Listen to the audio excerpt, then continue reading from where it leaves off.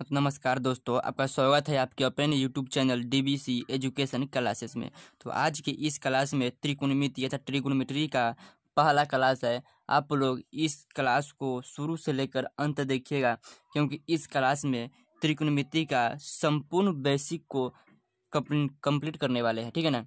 तो संपूर्ण बेसिक को इस क्लास में ख़त्म कर देंगे।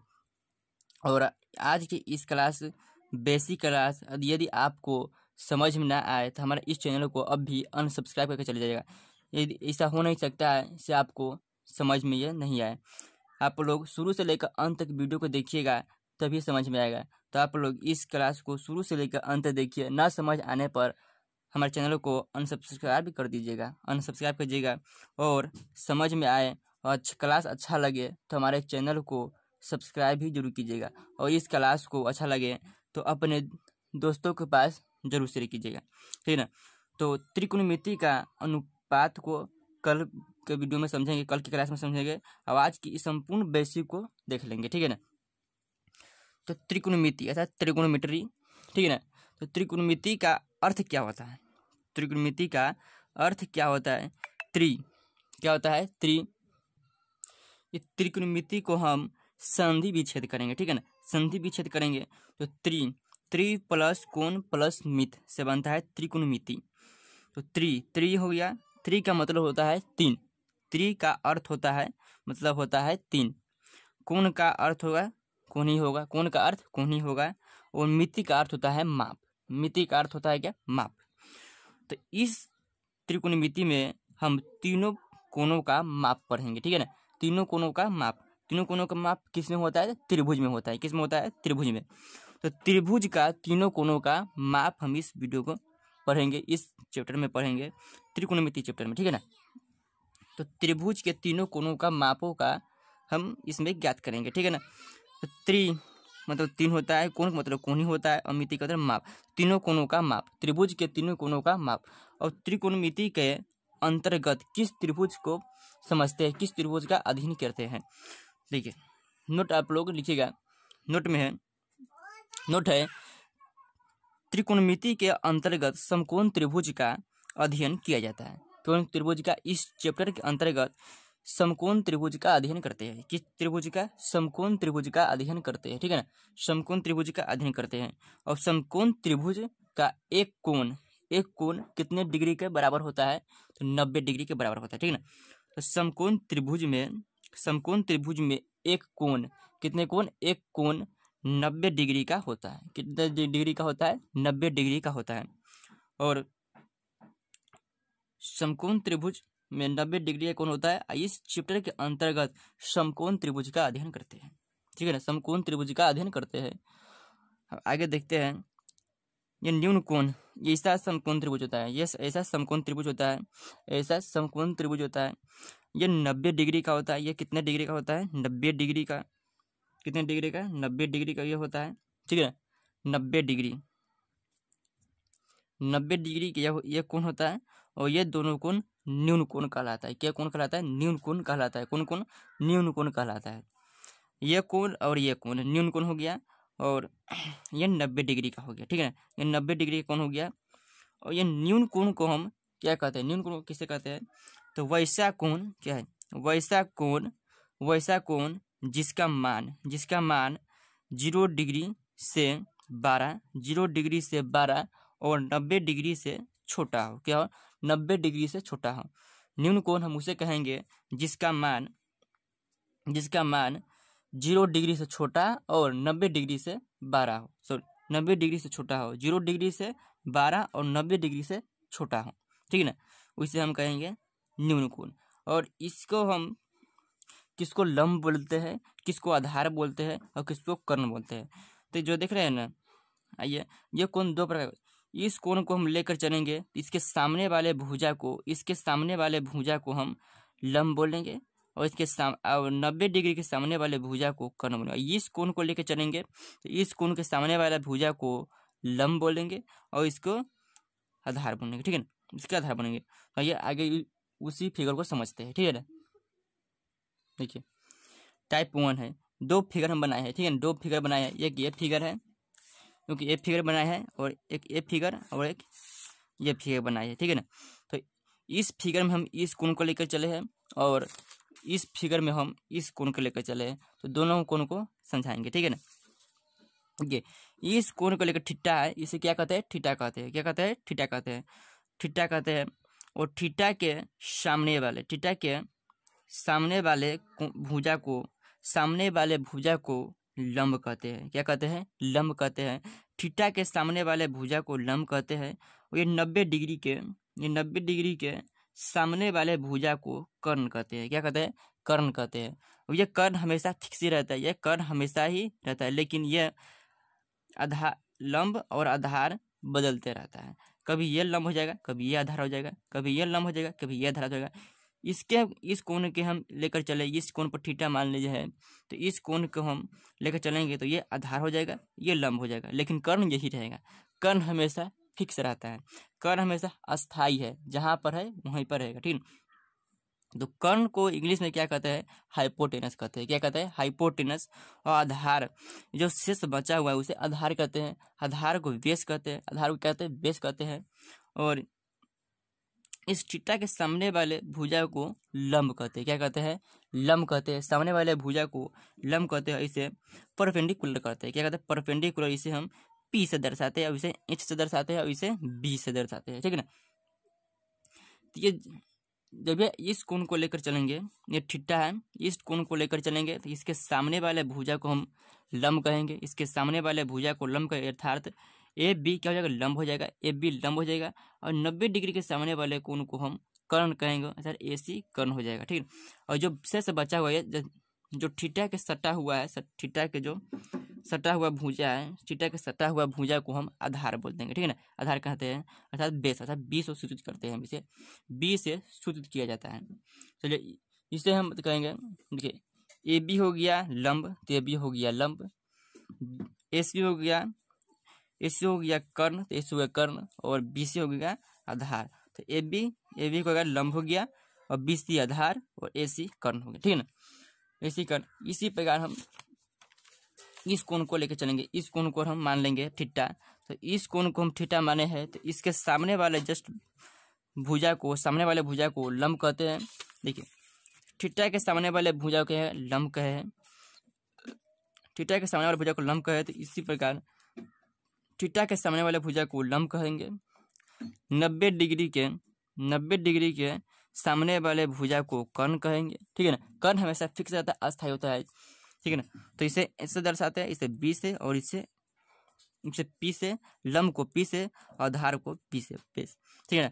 तो और थीटा के जो सटा हुआ भुजा है उसे हम आधार बोल देंगे, ठीक है ना। ठीक है, थीटा के सामने वाले भुजा को लंब बोलते हैं, थीटा के सामने वाले भुजा को लंब, 90 डिग्री के सामने वाले भुजा को कर्ण, और जो बचा हुआ भुजा है उसे हम आधार बोल देंगे, ठीक है। जो बचा हुआ भुजा है उसे हम आधार बोल देंगे, ठीक है ना। समझ में आया। देखिए पहले हम इस कोण को लिए हैं, इस कोण को लिए हैं, यहाँ पर थीटा माने हैं, और इस फिगर में हम यहाँ पर थीटा माने हैं, ठीक है ना। यहाँ पर थीटा हम जब माने हैं तो इसके सामने वाले भुजा को लंब बोलते हैं, बोलेंगे। 90 डिग्री के सामने भुजा हमेशा कर्ण ही रहता है, तो ये हमेशा फिक्स रहता है। लेकिन ये आधार और लंब इधर उधर, कभी लंब की जगह आधार हो जाएगा, इसके जगह लंब हो जाएगा, ठीक है। इसी प्रकार हम इस फिगर को देखते हैं, इस फिगर में हम इसे हम थीटा माने, इसे कोण माने हैं, इसे न्यून कोण माने हैं। न्यून कोण तो ये भी है, लेकिन इसे मान के चले हैं। तो इसके सामने वाले भुजा को लंब बोलते हैं, इसके सामने वाले भुजा को लंब, और इसके सामने वाले भुजा को हम कर्ण बोलेंगे, ठीक है, कर्ण बोलेंगे। और जो शेष बचा हुआ है उसे हम आधार बोलेंगे, ठीक है ना, आधार बोलेंगे। इसी प्रकार ए बी हो गया क्या, देखिए ए बी को हम आधार बोलेंगे। ए बी हो गया आधार, क्या हुआ, ए बी हो गया आधार, और ए बी होगा आधार, और बी सी हो गया लंब, तो बी सी को हम लंब बोल दिए, बी सी को हम लंब लिख दिए इसके सामने, ठीक है ना। और ए सी को हम कर्ण बोल देते, ए सी को कर्ण बोल दिए, ठीक है। ए सी को कर्ण हो गया, ठीक है। समझ में आया, समझ में आया, ये सुनो आप लोग जरूर बताइएगा। और नोट में है, देखिए नोट है 90 डिग्री के सामने वाले भुजा को क्या बोलते हैं, 90 डिग्री के सामने वाले भुजा को कर्ण बोलेंगे, क्या है, कर्ण बोलेंगे। 90 डिग्री के सामने वाले भुजा को कर्ण बोलेंगे। क्या बोलेंगे? कर्ण बोलेंगे। तो देखिए 90 डिग्री के सामने वाले भुजा को कर्ण बोले, 90 डिग्री के सामने वाले भुजा को कर्ण बोले, ठीक है ना। उसके बाद नोट दूसरा है कोण या थीटा, कोण या थीटा के सामने वाले भुजा को लंब बोलते हैं। क्या बोलते हैं? लंब बोलते हैं। कोण या थीटा, ठीक है, थीटा है, थीटा के सामने वाले भुजा को क्या बोले? लंब बोले। इसमें भी थीटा के सामने वाले भुजा को, थीटा के सामने वाले भुजा को लंब बोले, ठीक है ना, समझ में आया। इसी प्रकार हम आगे बढ़ते हैं। क्या इस पर आगे बढ़ते हैं? एग्जाम्पल है, ठीक है ना। एग्जाम्पल में हम बता रहे हैं आपके सामने ये दो कोण लिए हैं, ठीक है ना, ये दो कोण लिए हैं। आपको इसमें बताना है कौन सा लंब है, कौन आधार है और कौन कर्ण है, ठीक है। तो देखिए इसमें थीटा यहाँ पर लिए है, तो इसके थीटा यहाँ पर लिए है, ये 90 डिग्री, 90 डिग्री के सामने वाले, 90 डिग्री के सामने वाले कोण भुजा को क्या कहेंगे? कर्ण कहेंगे। क्या कहेंगे? कर्ण कहेंगे। 90 डिग्री के सामने वाले भुजा को कर्ण कहेंगे हमेशा, ठीक है ना, कर्ण कर दिए। और थीटा के सामने वाले भुजा को, थीटा के सामने वाले भुजा को हम, थीटा के सामने वाले भुजा को लंब बोलेंगे। क्या बोलेंगे? लंब बोलेंगे। लंब हो गया। थीटा के सामने वाले भुजा को लंब बोलेंगे। और जो शेष बचा हुआ है, जो शेष बचा हुआ भुजा है उसे आधार बोलेंगे। शेष बचा हुआ भुजा को हम आधार बोल दिए। कर्ण को एच से सूचित करते हैं, एच, लंब को पी और आधार को बी, ठीक है ना।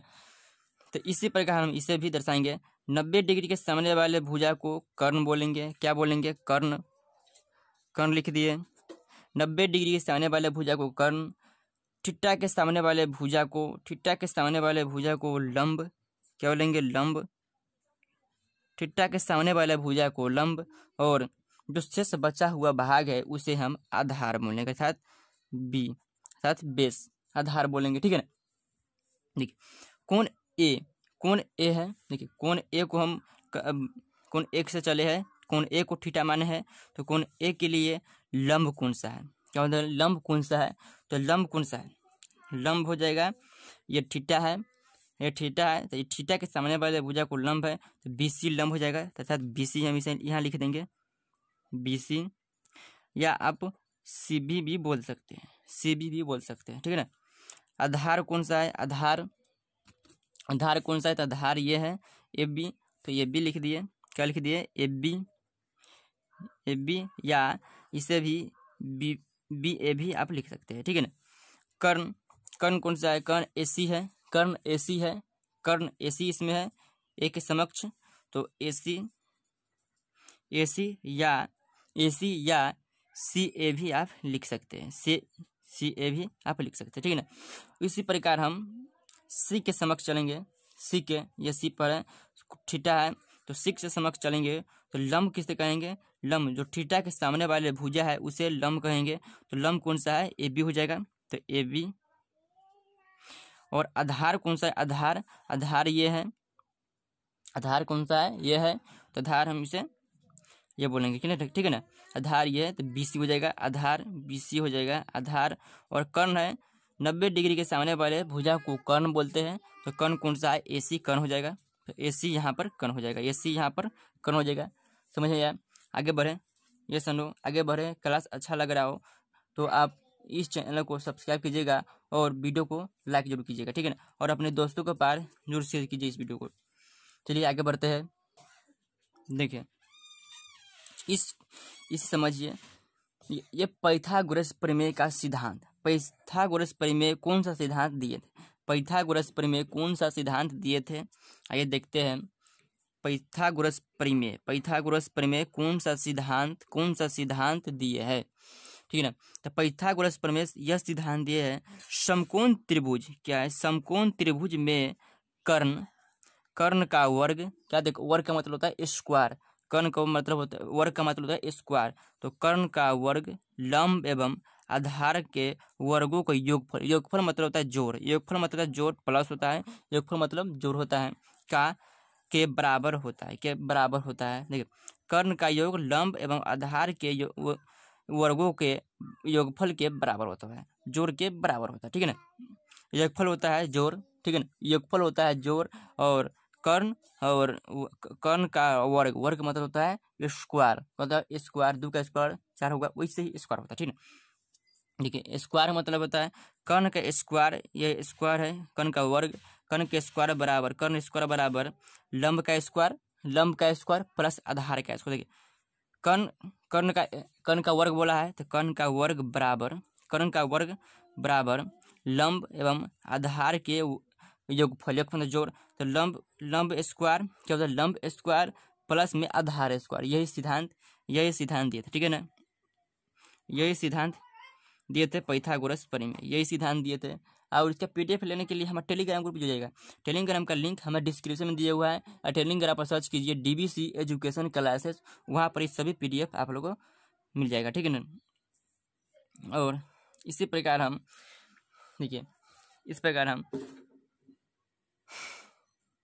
ऐसा फिगर है, और ऐसा फिगर है, इसके थीटा के सामने वाले भुजा को लंब कहेंगे, और 90 डिग्री के सामने वाले भुजा को कर्ण, और जो शेष बचा हुआ उसे आधार कहेंगे, ठीक है ना।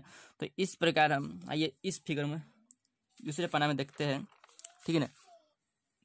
यहाँ पर देखिए ये सिद्धांत दिए थे पाइथागोरस प्रमेय, पाइथागोरस प्रमेय ये सिद्धांत दिए थे। कौन सिद्धांत दिए थे, कर्ण के स्क्वायर बराबर लंब स्क्वायर प्लस आधार स्क्वायर, कर्ण स्क्वायर प्लस लंब स्क्वायर प्लस आधार स्क्वायर। और इसे कर्ण को इंग्लिश में यदि हम सूचित करें, इंग्लिश में क्या कहते हैं, तो कर्ण को एच कहते हैं, तो एच के स्क्वायर बराबर लंब को क्या कहते हैं, पी कहते हैं, पी के स्क्वायर प्लस आधार को इंग्लिश में कहते हैं बेस कहते हैं, बेस के शॉर्ट फॉर्म होता है बी, तो बी के स्क्वायर, ठीक है ना। तो H square plus B, H square बराबर B square plus P square, ठीक है ना। तो एच स्क्वायर बराबर P square plus B square. और इस प्रकार हम सिर्फ कर्ण को निकालना चाहें, ये आपको याद रखना, ठीक है ना। इस प्रकार हम सिर्फ कर्ण निकालेंगे, कर्ण यहाँ पर लिखेंगे कर्ण यहाँ पर लिखेंगे कर्ण, तो ये रूट में चला जाएगा। ये स्क्वायर है, स्क्वायर को यदि हम नहीं लिखेंगे तो स्क्वायर यहाँ पर रूट में चला जाएगा, तो रूट क्या हो जाएगा, रूट में लंब स्क्वायर प्लस आधार स्क्वायर, रूट में लंब स्क्वायर प्लस आधार स्क्वायर हो गया। फिर इस लंब को एच को लंब कर्ण को हम एच बोलते हैं, तो एच स्क्वायर नहीं होगा, स्क्वायर नहीं होगा, एच स्क्वायर बराबर रूट अंदर, रूट में है, रूट अंदर P square plus B square, ठीक है ना। तो इस प्रकार हम यदि लंब को निकालना चाहे, यदि हम इसको निकालना चाहे, इसको लंब को निकालना चाहे, तो यहाँ पहले लंब लिखेंगे, लंब का स्क्वायर बराबर ये कर्ण है, तो कर्ण इधर चलाएगा, तो कर्ण का स्क्वायर, ठीक है ना, कर्ण का स्क्वायर, और जो आधार इधर है, आधार किधर इधर है, इधर से हम जब इधर लाएंगे, यहाँ से हम इधर लाएंगे, तो ये माइनस में चला जाएगा, तो माइनस में आधार का स्क्वायर होगा, ठीक है, माइनस में आधार का स्क्वायर, लंब स्क्वायर बराबर कर्ण स्क्वायर, आधार प्लस में है, इधर लाएंगे माइनस में हो जाएगा, तो माइनस में आधार का स्क्वायर हो जाएगा। तो इसे हम इंग्लिश में कहेंगे पी स्क्वायर बराबर H square minus B square, ठीक है ना।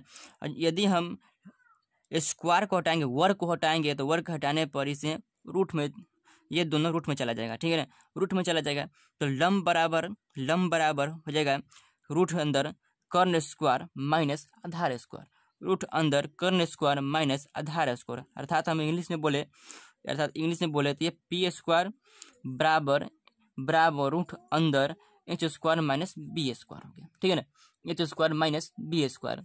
इसी प्रकार हम यदि आधार कर्ण निकाल लिए, लंब निकाल लिए, और आधार को निकालेंगे, ठीक है ना। इसी यदि आपसे पूछे आधार क्या होगा, ये लंब और कर्ण देगा, और पूछेगा आधार क्या होगा, तो आपको ये सूत्र लगाना है। कौन सूत्र लगाना है, ये सूत्र लगाना है, आधार स्क्वायर बराबर कर्ण स्क्वायर, और लंब है, लंब इधर है तो प्लस में है, और प्लस है तो इधर आ जाएगा तो माइनस में हो जाएगा, ठीक है ना, इधर आएगा तो माइनस हो जाएगा, तो माइनस में हो जाएगा लंब स्क्वायर, ठीक है ना। तो आधार स्क्वायर बराबर कर्ण स्क्वायर माइनस में लंब स्क्वायर, अर्थात जैसे इंग्लिश में सूचित करें तो बी स्क्वायर बराबर एच स्क्वायर माइनस में पी स्क्वायर हो जाएगा, ठीक है ना, बी स्क्वायर बराबर एच स्क्वायर माइनस में पी स्क्वायर हो जाएगा। और इसी प्रकार हम सिर्फ आधार वर्ग को न ले, तो वर्ग नहीं लेने पर हमें आधार बराबर वर्ग है, वर्ग नहीं लेंगे तो वर्ग हो जाएगा रूट के अंदर हो जाएगा कर्ण स्क्वायर माइनस में लंब स्क्वायर। ये कर्ण स्क्वायर माइनस में लंब स्क्वायर, अर्थात इंग्लिश में बोले तो बी स्क्वायर क्या हो जाएगा, बी स्क्वायर बराबर H square minus P square. B बराबर रूट अंदर H square minus P square. ठीक है ना। अब समझ में आया कि ना? जैसा हो आपको कमेंट जरूर कीजिए। ठीक है ना। इस प्रकार हम इस पर 3 सवाल लेते हैं और उस सवालों को आप बनाएंगे। ठीक है ना। सवाल के माध्यम से सभी को समझेंगे। ठीक है ना। तो चलिए सवाल लेते हैं। पहला सवाल लेते हैं।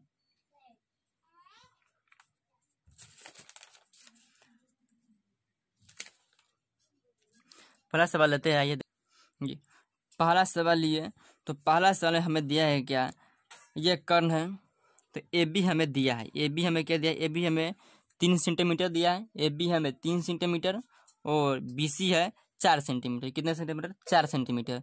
तो हमें निकालना क्या है, ए सी। ए सी क्या है? कर्ण है। ठीक है ना। ए सी क्या है? कर्ण है। ए सी क्या है? कर्ण है। तो देखिए यहाँ पर थीटा है, यहाँ पर थीटा, इसके सामने वाले भुजा को क्या बोलेंगे? लंब बोलेंगे। इसके सामने वाले भुजा को लंब बोलेंगे, लंब हो जाएगा। और 90 डिग्री के सामने वाले भुजा को कर्ण बोलेंगे। क्या बोलेंगे? कर्ण। तो ये कर्ण हमें निकालना है। क्या हमें निकालना है? कर्ण हमें निकालना है। तो ये कर्ण हमें निकालना है, ऐसा एसी निकालना है। ठीक है ना। देखिए तो कर्ण निकालने का हमें सूत्र है। सूत्र कौन सा लिखा है? देखिए सूत्र लिखा है क्या है, कर्ण बराबर लंब स्क्वायर प्लस आधार स्क्वायर प्लस लंब कर्ण स्क्वायर बराबर लंब स्क्वायर प्लस आधार स्क्वायर। तो इसे हम कर दिए है कर्ण स्क्वायर, कर्ण बराबर रूट अंदर लंब स्क्वायर प्लस आधार स्क्वायर, रूट अंदर लंब स्क्वायर प्लस आधार स्क्वायर। अर्थात देखिए कर्ण बराबर रूट अंदर लंब स्क्वायर प्लस आधार स्क्वायर है। देखिए तो यहाँ पर देखिए कर्ण बराबर क्या बराबर, कर्ण बराबर रूट अंदर लंब स्क्वायर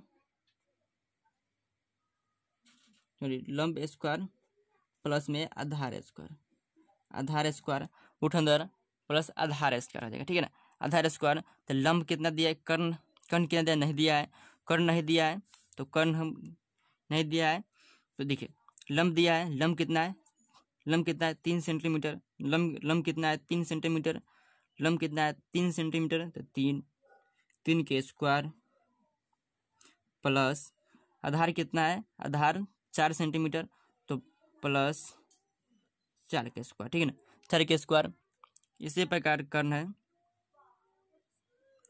कर्ण बराबर फिर कर्ण बराबर रूट अंदर कितना को 9, 3 के स्क्वायर 9 प्लस 4 के स्क्वायर 16, 4 के स्क्वायर कितना हुआ 16, रूट अंदर ये 16 और 9 को जोड़ेंगे, 16 और 9 25 हो गया, 16 और 9 25, 16 9 25 हो गया। अब 25 के वर्गमूल कितना 5 होगा, 5 हो गया। ठीक है ना। तो कर्ण बराबर क्या हो जाएगा, कर्ण बराबर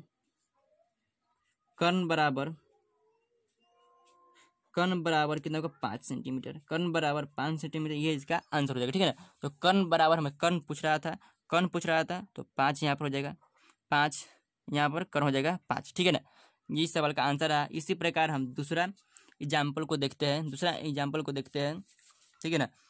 दूसरा एग्जाम्पल है, देखिए आइए हम देखते हैं।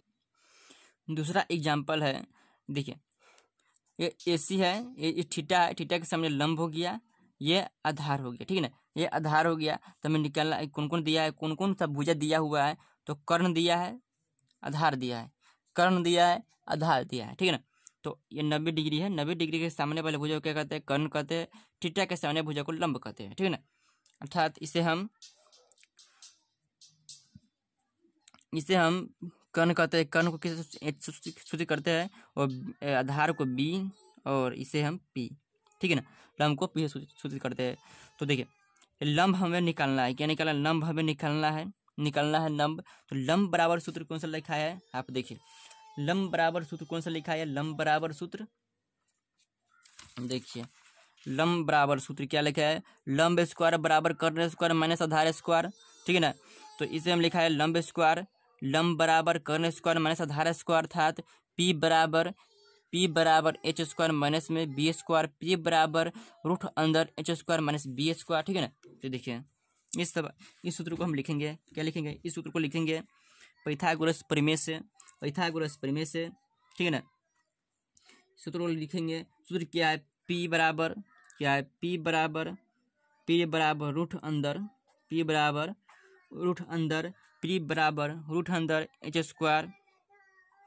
स्क्वायर माइनस बी स्क्वायर, ठीक है ना, माइनस बी स्क्वायर। तो पी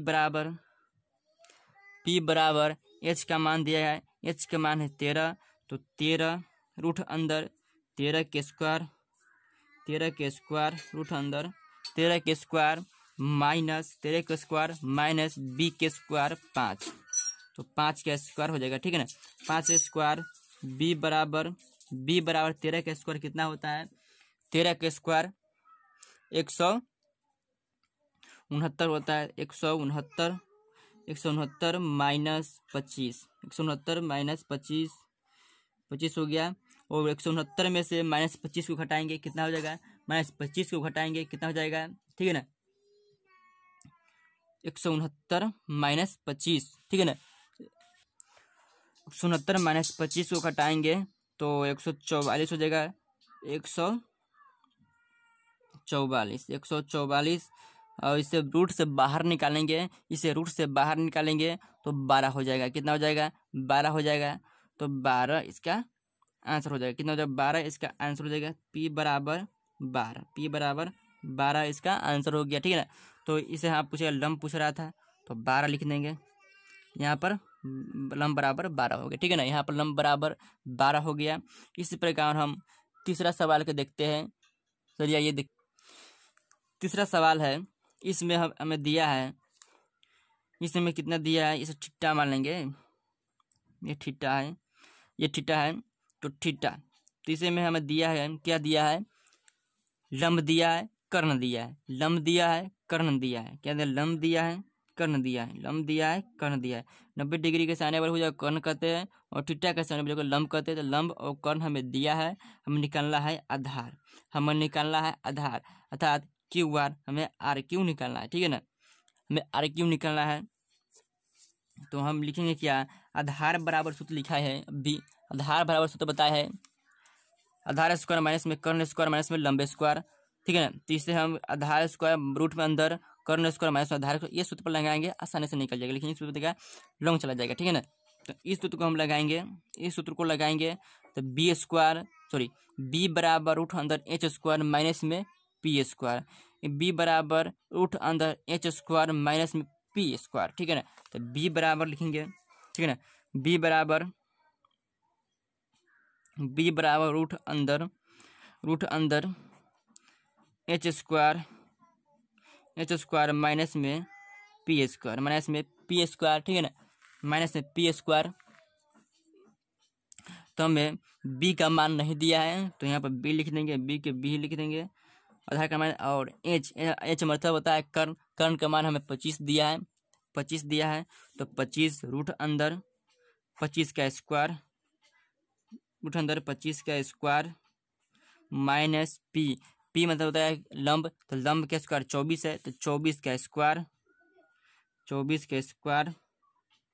ठीक है ना।